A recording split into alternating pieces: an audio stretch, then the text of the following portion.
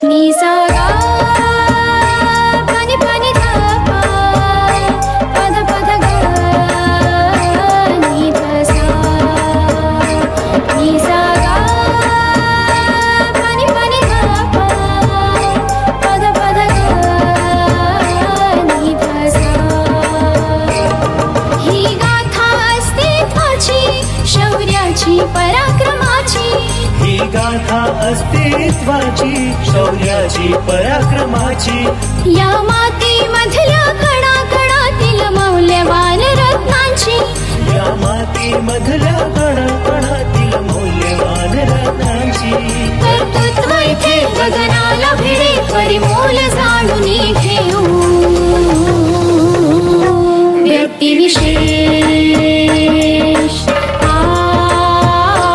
व्यक्तिविशेष। नमस्कार, मी Ratnamala Suryavanshi radio MPSC Guru spreading the knowledge powered by spectrum academy मध्ये आपले सर्वांचे स्वागत करते। विद्यार्थी मित्रांनो, आज आपण व्यक्तिविशेष या सत्रांतर्गत माधवराव पेशवे यांच्या जीवन कार्याविषयी थोडक्यात जाणून घेऊया।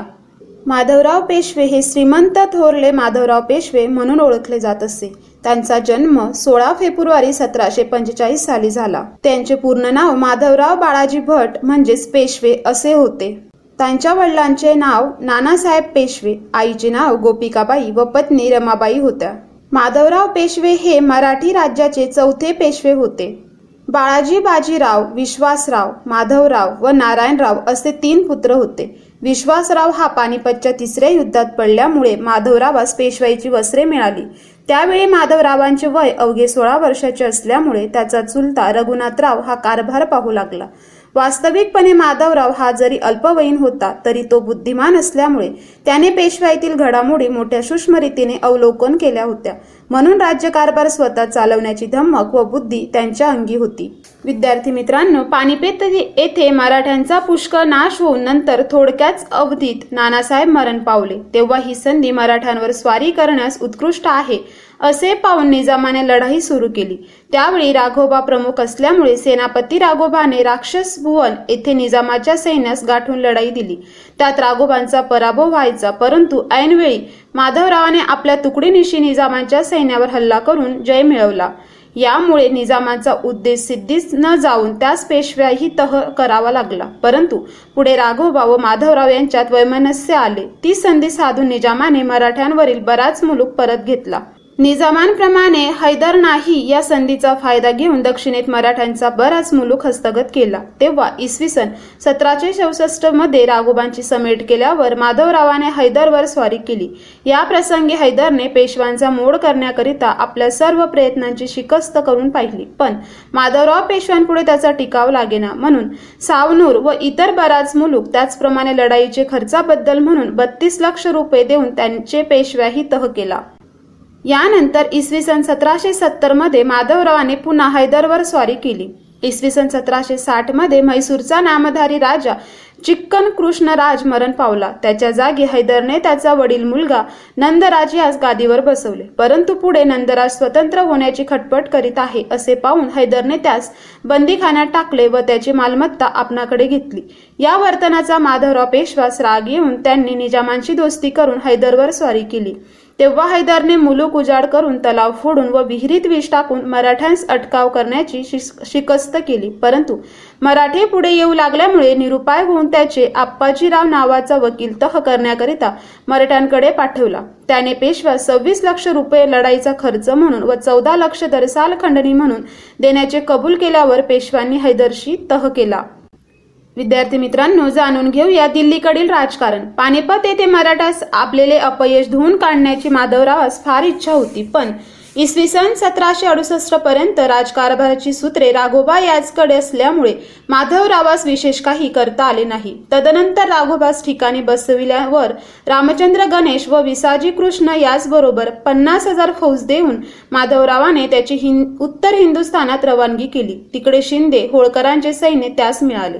मग त्या सर्वांनी मिळून राजपूत व जाट या लोकांकडून राहिलेली खंडणी वसूल केली व पानिपतमध्ये रोहिल्यांनी त्रास दिल्याबद्दल त्यांचा मुलूक लुटून रोहिलखंडातून पुष्कळशी लूट आणली। त्यात पानिपत येथे मराठ्यांनी गमविलेली काही लूट होती।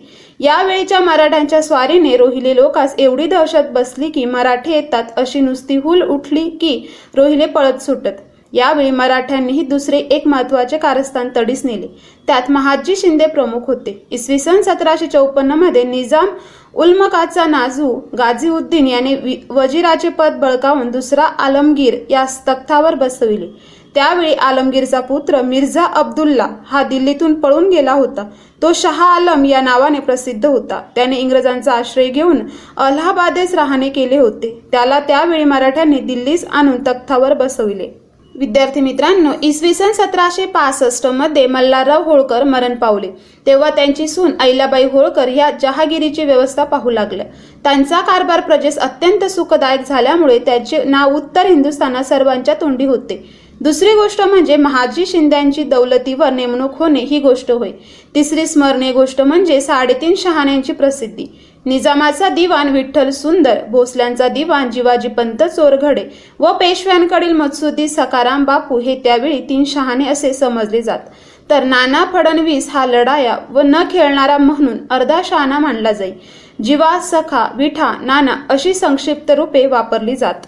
विद्यार्थी मित्रांनो, माधवराव पेशवे यांच्या जीवनावर काही पुस्तकंही लिहिली गेली. त्यात माधवराव पेशवा यांचं लेखन केलेलं होतं मदन पाटील आणि हे बालसाहित्य म्हणून प्रसिद्ध आले. रमा माधव ऐतिहासिक चित्रपट दिग्दर्शन मृणाल कुलकर्णी. श्रीमंत थोरले माधवराव पेशवे सखाराम अच्युत सहस्रबुद्धे. स्वामी कादंबरी रणजित देसाई अशा काही त्यांच्या जीवनावर पुस्तकं लिहिली गेली. विद्यार्थी मित्रांनो, इसवी सन 1772 मध्ये हैदरवरील स्वारीत असतानाच माधवराव आजारी पडले. पुढे ते दुखणे शयावर जाऊन त्यातच त्यांचा अंत झाला. मरण समय त्यांचे वय अवघे 28 वर्षाचे होते. यावेळी त्यांची पत्नी रमाबाई ही सती गेली. तिचे वृंदावन थेऊर येथे अद्याप आहे. मराठी शाहीतील हा अखेरचा पेशवा निष्कलंक चारित्र्याचा कर्तबगार पुरुष होता. 11 वर्षाच्या कारकिर्दीत त्याने पानिपतच्या पराभवानंतर राज्याची पुन्हा उभारणी केली. हैदर अली, निजाम यासारखे शत्रू आणि रघुनाथराव सारखा चुलता यांना वठणीवर आणून राज्यात शिस्त व कार्यक्षम प्रशासन व्यवस्था निर्माण केली आणि अल्पावधीतच मराठ्यांचा दरारा सर्वत्र निर्माण केला.